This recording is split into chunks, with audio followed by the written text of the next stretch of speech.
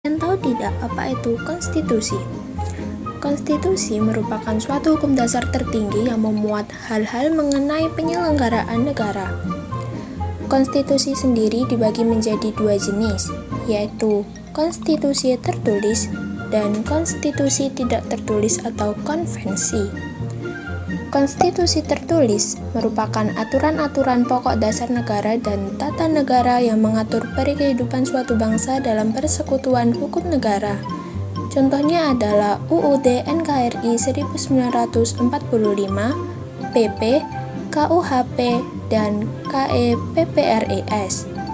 Sedangkan konstitusi tidak tertulis atau konvensi adalah suatu kebiasaan ketatanegaraan yang sering timbul dalam sebuah negara.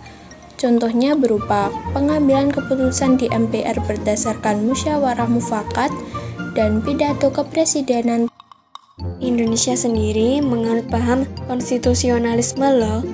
Paham ini berarti paham bernegara yang bertumbuh pada perlindungan HAM atau hak asasi manusia, sehingga pemerintah tidak sewenang-wenang dalam menjalankan kekuasaannya dan menjadi pemerintah yang adil serta bertanggung jawab. Paham konstitusional tertulis pada pasal 1 ayat 2 Undang-Undang Dasar 1945 yang berbunyi, kedaulatan berada di tangan rakyat dan dilaksanakan menurut Undang-Undang Dasar. Dalam perumusannya, konstitusi di Indonesia mengalami beberapa kali perubahan.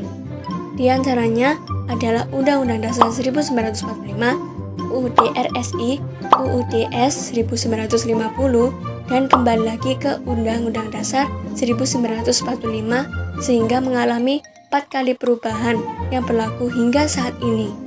BPUPKI diumumkan pada 1 Maret 1945 oleh Jenderal Kumakichi Harada dan diresmikan pada 29 April 1945. Sidang pertama BPUPKI dilakukan pada 29 Mei sampai 1 Juni 1945 untuk merumuskan asas dan dasar negara, lalu diikuti dengan pembentukan Panitia 9 pada 22 Juni 1945. Kemudian, sidang kedua BPUPKI dilanjutkan pada 10-16 Juli 1945 untuk membahas tentang rancangan Undang-Undang Dasar termasuk pembukaan dan batang tubuh.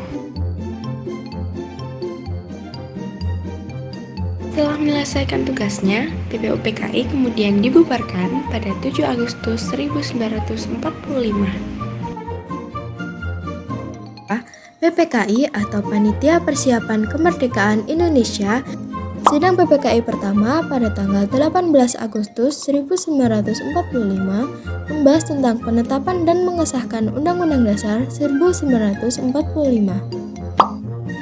Sidang kedua PPKI pada tanggal 19 Agustus 1945 membahas tentang pembagian provinsi, pembentukan Komite Nasional Daerah, dan penetapan 12 departemen beserta menterinya.